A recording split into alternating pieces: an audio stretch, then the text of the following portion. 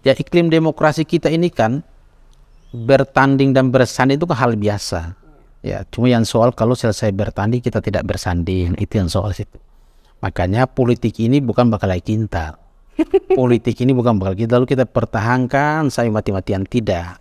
Sampai sekarang pun yang 2019 Iya. on nih Pak. Belum move on. Ada yang belum move on.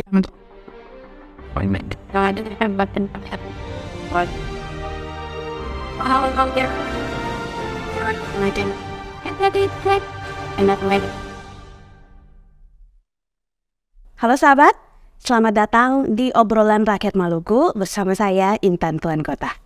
Di episode kali ini sahabat, saya kedatangan salah satu narasumber dari Bawaslu Provinsi Maluku. Beliau ini merupakan Koordinator Divisi Pencegahan Parmas dan Humas Bawaslu Maluku. Langsung saja saya perkenalkan, inilah dia, Bapak Daim Bachora Hawarin, Sarjana Sosial. Halo Bapak. Halo Bapak, ya Allah, terima kasih sudah menyempatkan hadir di obrolan rakyat Maluku Pak. Siap, sama-sama. Iya, selamat datang di obrolan rakyat ini. Sebelumnya ini Pak, saya panggilnya Pak Daim saja. Pak Daim saja. Ya. Pak Daim, tahun lalu ya kalau nggak salah, beberapa bulan yang lalu, kita juga kedatangan Ketua Bawaslu Provinsi Maluku, Bapak Dr. Subair Abdullah. Di situ topik yang kita bahas juga cukup menarik sekali. Apa yang beliau bagikan juga sangat menarik untuk sahabat ketahui, untuk saya ketahui juga, dan saya juga rasa obrolan saya dengan Pak Daim ini juga bakal menarik lagi Pak. Siap. Siap ya, mudah-mudahan seperti itu ya Pak. Apalagi topik yang akan kita bahas kali ini Pak cukup menarik sekali, yakni tangkal hoaks di pemilu 2024. Ya. Boleh kita mulai Pak? Siap, boleh. Ya. Boleh ya Pak. Pak, sebelum obrolan ini berjalan lebih jauh lagi, mungkin bisa Bapak jelaskan dulu sedikit bagaimana peran Bapak dalam Bawaslu Provinsi Maluku Pak. Silahkan. Ya, jadi Bawaslu tentunya Bawaslu adalah lembaga penyelenggara pemilu. Sesuai dengan Undang-Undang Nomor 7 Tahun 2017, Bawaslu adalah lembaga yang punya kewenangan, diberikan kewenangan atributif untuk menjadi saja lembaga pengawas pemilu. Kalau KPU soal teknis, maka kita soal pengawasan. Jadi sehingga yang Bawaslu lakukan adalah bagaimana aspek pencegahan. Nah, dulu kita sekarang ini lebih mengutamakan aspek pencegahan daripada penindakan. Sehingga Bawaslu ini terutama divisi pencegahan, partisipasi masyarakat, ini tugasnya adalah bagaimana salah satu adalah meningkatkan partisipasi masyarakat untuk mencoblos pada tanggal 14 Februari 2024 nanti. Di satu segi juga bagaimana memberikan pendidikan politik kepada masyarakat. Nah, itu. Jadi begitu ya Bapak ya. Jadi terkait juga dengan apa yang juga sudah Bapak sampaikan tadi, menyampaikan kepada masyarakat, mengedukasi masyarakat bagaimana pentingnya pemilu, bagaimana pentingnya sistem demokrasi di negeri kita ini ya Pak ya. Ya, karena memang begini, kita tentunya memiliki keinginan yang sama untuk bagaimana pemilu 2024 itu pemilu yang berjalan secara sehat, berkualitas. Yes. Nah, untuk melakukan demokrasi yang berkualitas, bukan saja tanggung jawab penyelenggara pemilu, dalam hal ini Bawaslu maupun KPU, tetapi merupakan tanggung jawab kita semua. Maka mindset masyarakat maupun politisi bahwa pemilu ini bukan sekedar siklus kekuasaan yang berganti 5 tahun sekali, tetapi pemilu ini adalah bagian daripada bagaimana menyuarakan hak konstitusional warga negara yang dijamin haknya. Dijamin haknya. Maka kita untuk melakukan kualitas pemilu yang berkualitas itu, kita ajak seluruh masyarakat. Karena ini bukan tanggung jawab Bawaslu.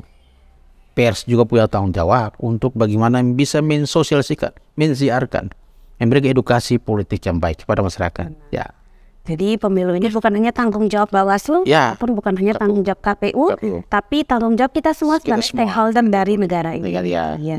Saya sepakat Bapak. Bapak terkait dengan tema kita hari ini yakni tangkal hoaks di pemilu 2024. Dan mengingat tahun ini 2023 kita juga sudah memasuki tahun politik. Tahun politik Ya. Tahun politik itu kan pasti rawan sekali, panas sekali dengan berita hoaks yang menyebar di sosial media terutama, di digitalisasi Pak. Gimana sih Pak peran Bawaslu dalam menangkal berita hoaks menjelang pemilu 2024 nanti? Ya, perlu kami jelaskan secara kami punya tugas, salah satu lembaga pengawasan. Kalau aspek pengawasan dan pencegahan tentu lingkungannya sangat luas. Media sosial itu penting. Kita punya pengalaman di 2019. Bagaimana begitu media sosial punya peran penting mengkampanyekan para kandidat yang ada. Nah ini sehingga media sosial itu adalah salah satu media kampanye yang paling murah. Sehingga memang banyak orang begitu bagaimana mengkampanyekan di media sosial. Nah, kami sih menghimbau bahwa para politisi lebih kepada bagaimana memboboti, membuat visi misi, kemudian bagaimana kerjanya untuk memenangkan hati rakyat itu ya. Program itu yang disampaikan kepada rakyat, disampaikan kepada masyarakat luas agar bagaimana beradu visi misi, program yang baik. Kira siapa sih memenangkan hati rakyat? Itu yang penting daripada harus berita-berita hoax yang tentunya memecah belah persatuan kita. Toleransi kita terganggu itu jangan sampai gara-gara berita-berita media hoax. Apalagi kan terutama soal budaya baca kita juga yang kurang. Kadang-kadang orang hanya lihat di judul, lihat gambar saja, langsung lihat gambar, lihat judul langsung share. Di share mestinya kan sebelum share kan disaring dulu. Apakah berita ini judul dengan isinya sama atau tidak? Terkadang kan judulnya dengan isi kan tidak sama. Nah oleh karena itu memang kita punya fokus sekali terhadap patroli media sosial. Patroli media sosial itu penting untuk bagaimana mengantisipasi dan mencegah itu soal berita-berita hoax. Apalagi menjelang pemilu perhelatan politik itu banyak sekali akun-akun yang anonim atau akun bodong lah istilahnya, akun bodong. Dan justru makin manasi perbincangan ataupun berita hoax. Ya kadang-kadang akun-akun bodong itu. Nah sehingga kita jangan sampai informasi-informasi hoax ini membentuk dikotomi di masyarakat. Sehingga masyarakat toleransi kita agak terganggu dengan hal-hal yang sifatnya itu. Karena memang media sosial ini punya peran. Dia membentuk mindset berpikir orang memang. Dia membentuk mindset. Sehingga apalagi rentan kepada orang-orang yang malas baca, dia lihat judul langsung sharing. Dia langsung share dan itu membentuk pikirnya. Apalagi kalau di-sharing secara terus-menerus kan membentuk dia, oh ini sudah benar ini. Nah kalau tidak ada klarifikasi, nah itu soal di situ. Sehingga memang masyarakat perlu diedukasi. Nah sehingga Bawaslu itu punya program namanya Jaring Awasi Pemilu. Jaring Awasi Pemilu. Pemilu ya, oke. Nah, ini menarik nih Pak soal Jaring Awasi Pemilu. Iya. Apa saja sih Pak yang sudah dilakukan Bawaslu untuk mencegah ataupun meminimalisir penyebaran hoax khususnya di Maluku? Salah satunya sudah tadi Bapak singgung Jaring Awasi Pemilu. Nah kita program ini kita launching beberapa bulan yang lalu. Kita launching untuk mengajak masyarakat agar sebagai pengguna media sosial yang baik. Pengguna media sosial yang baik, kita tahu bahwa memang memasuki tahun politik ini rentan sekali berita-berita informasi hoax. Beda ya, hoax ini beda dengan black campaign. Oke. Black campaign beda lagi, itu ranahnya beda lagi. Tapi hoax ini memang begitu banyak.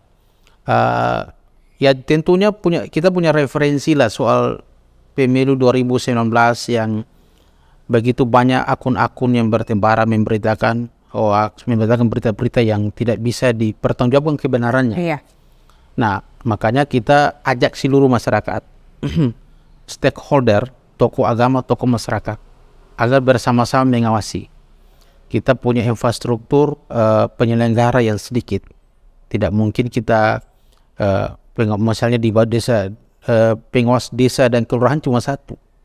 Bayangkan desa Batu Bara itu ribuan orang, pengawas kita cuma satu dan tidak mungkin menjangkau seluruh itu. Nah, seluruh warga Batu Bara, seluruh masyarakat. Apalagi di sosial media, ini satu orang punya akun sosial media 3, 4, 5 ya. Ada kan waktu sosial media 1, 2, 3 dan yang paling banyak itu kan lewat WhatsApp dan Facebook.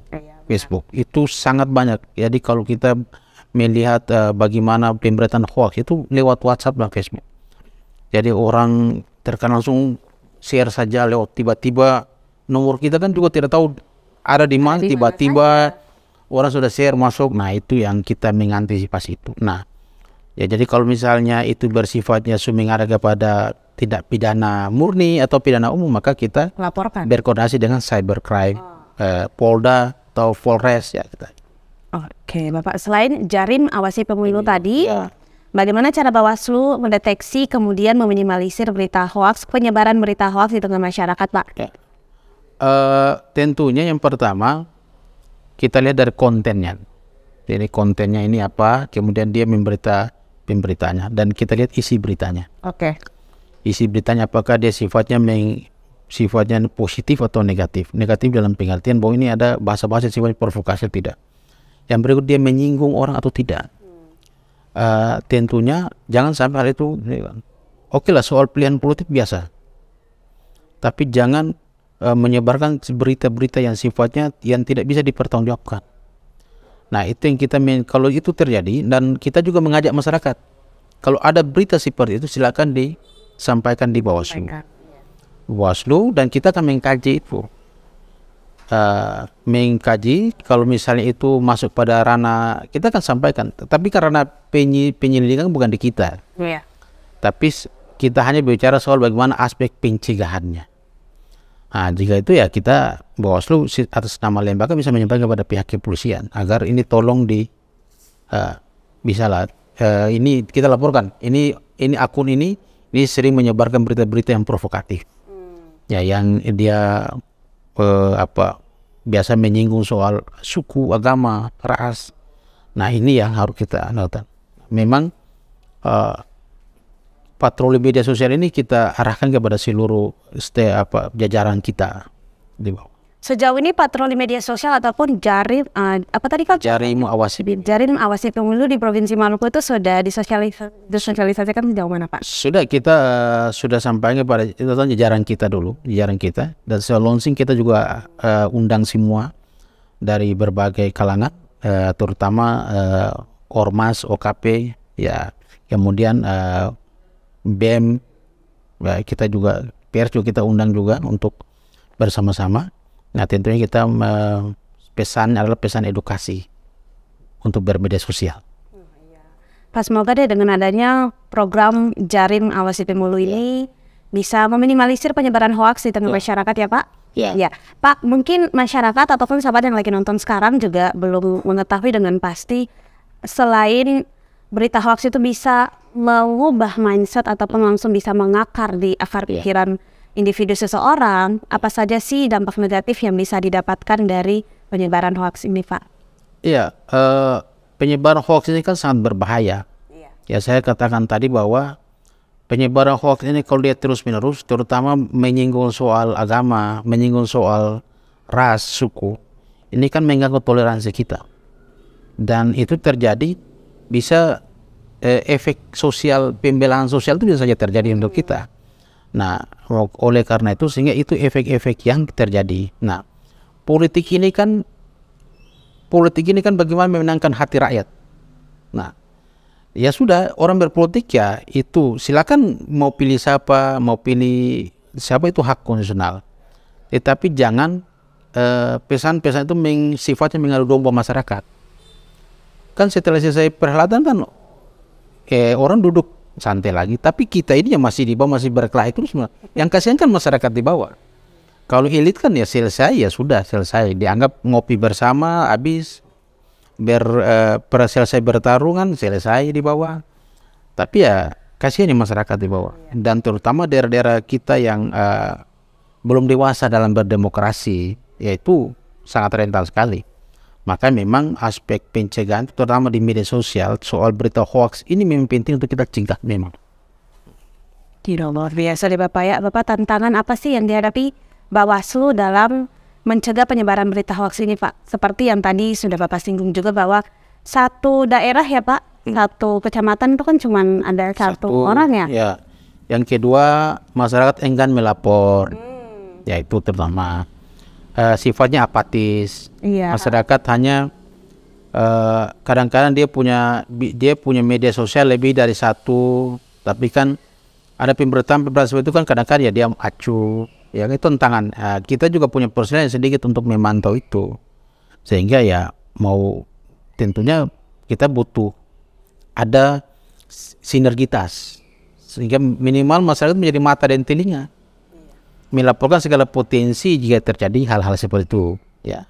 Jadi sekali lagi kan berita hoax ataupun menjelang pemilu ini bukan hanya tanggung jawab dari Bawaslu atau KPU, dari semua stakeholder yang ada di negara kita ini, maka kita juga butuh sinergitas dengan sinergitas yang lain. Iya. Dan harus diingat, bukan saja berita hoax bukan saja di media sosial, tetapi yang itu yang nampak di media sosial, tetapi ada yang nampak di itu juga jalan. Kan isu-isu politik jalan di tengah masyarakat ya Pak, jalan, omongan ke omongan gitu. Jalan, bukan saya di media sosial, Bu, tapi juga jalan di bawah. Nah, itu yang kita mengantisipasi.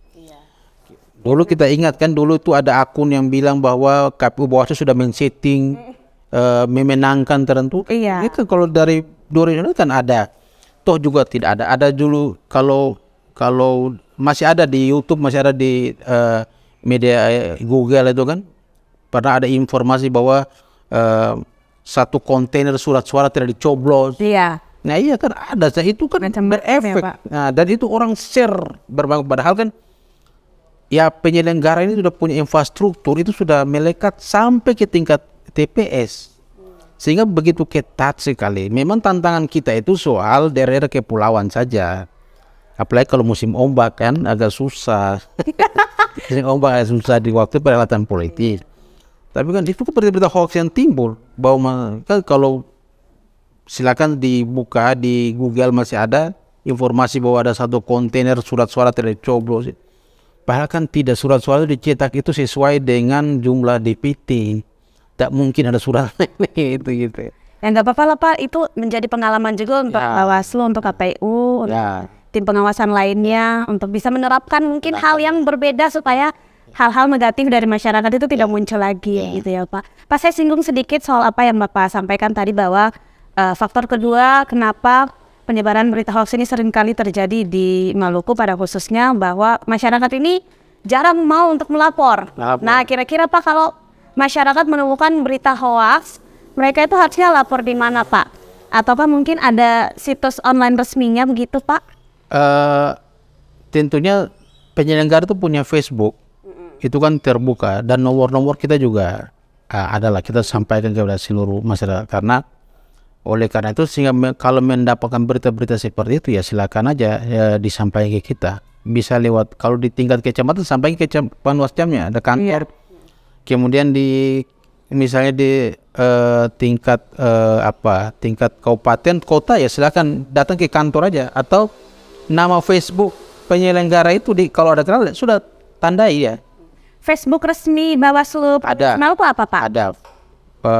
Ada punya. Kita punya website, Twitter, Instagram, semua ada semua. Tinggal dilaporkan ke? Ya, dilaporkan aja. Dibuka aja Facebook Bawaslu Maluku, ada semua.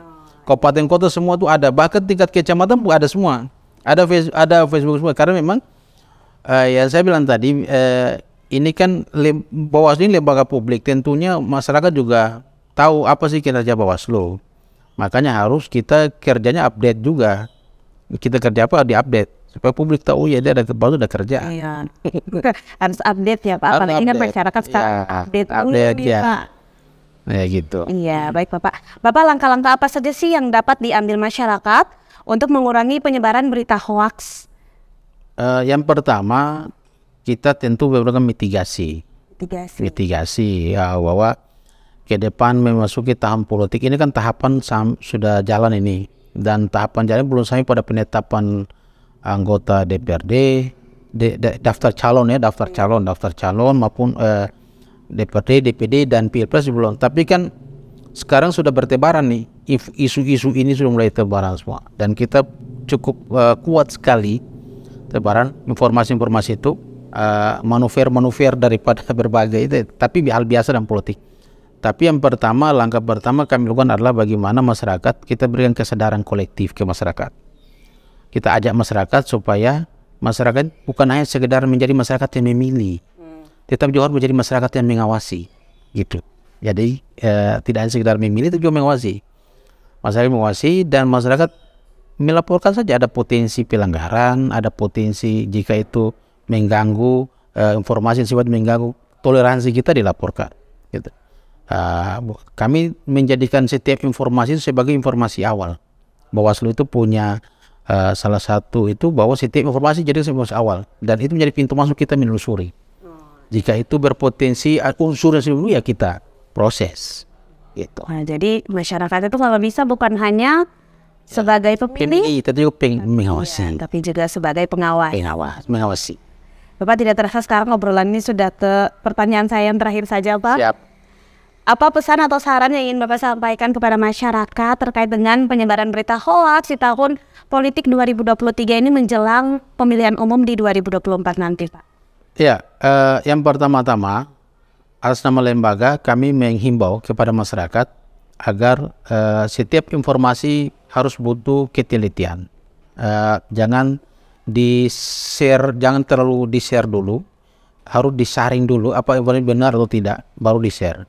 Karena setiap informasi yang di-share dan itu misalnya tidak benar, dapat dipertanyakan, itu ada berkonsekuensi terhadap, ya pertama soal IT, pelanggaran IT juga. Kemudian ya iklim demokrasi kita ini kan bertanding dan bersanding itu kan hal biasa.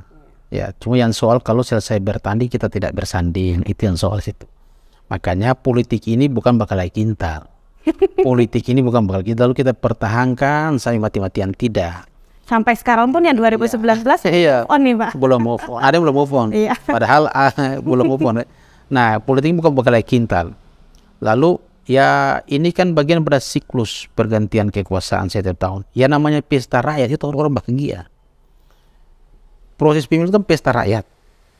Negara begitu memberikan seluruh perhatian kepada pileg dan pilpres. Di situ sebagai pesta rakyat, pesta demokrasi. Dan kan orang-orang bahagia. Tidak boleh ada masyarakat tidak boleh diintimidasi hak pilihnya. Ya, tidak boleh di situ. Makanya sekali lagi kami sampaikan kepada masyarakat agar kata kuncinya adalah masyarakat tidak hanya sekedar menjadi pemilih, itu juga harus menjadi mengawasi kira gitu. Luar biasa. Ada lagi Bapak atau mungkin itu saja yang ada? Pada Im, terima kasih. Singkat, padat, dan jelas. Ingat sahabat, bukan hanya kalian menjadi pemilih, tapi juga sebagai pengawas, dan saring dulu baru sharing. Pada Im, terima kasih sudah menyempatkan hadir di obrolan rakyat. Terima kasih diundang secara juga. Kita tetap datang, apalagi undang di Suara Rakyat Maluku. Iya, Pak. Senang sekali hari ini Bapak bisa hadir. Semoga apa yang Bapak sampaikan bisa bermanfaat untuk sahabat yang lagi nonton sekarang. Saya doakan Bapak semoga semakin sukses, semakin jaya. Kita juga terima kasih kalau diundang terus, tetap kita datang, apalagi di podcastnya Suara Rakyat Maluku. Ada saya, Pak. Luar biasa. Ini bagian daripada edukasi juga. Edukasi juga ya Bapak. Buat pada Ibu sekali lagi terima kasih. Sama-sama. Baik sahabat, itulah dia perbincangan kita bersama dengan Bapak Daim Bacor Hawarin, Sarjana Sosial, selaku Koordinator Divisi Pencegahan Parmas dan Humas Bawaslu Maluku. Jadi terasa sekarang kita harus berpisah dulu sahabat, namun tenang saja, kita masih bisa bertemu lagi di episode selanjutnya, tentu saja dengan tokoh dan topik yang tidak kalah menarik pula. Sahabat, saya ingatkan untuk terus saksikan obrolan Rakyat Maluku hanya di kanal YouTube Rakyat Maluku. Jangan lupa untuk subscribe, like, komen, dan share sebanyak-banyaknya. Kalian harus banget wajib nyalakan lonceng pemberitahuan yang berada di bagian kanan bawah supaya sahabat menjadi orang pertama yang tahu kalau kita upload video baru lagi. Baik sahabat, saya Imban Tuan Kota, mewakili seluruh kru yang bekerja mengucapkan terima kasih. Langsung dari studio Rakyat Maluku, saya dan Padaim, Amatok.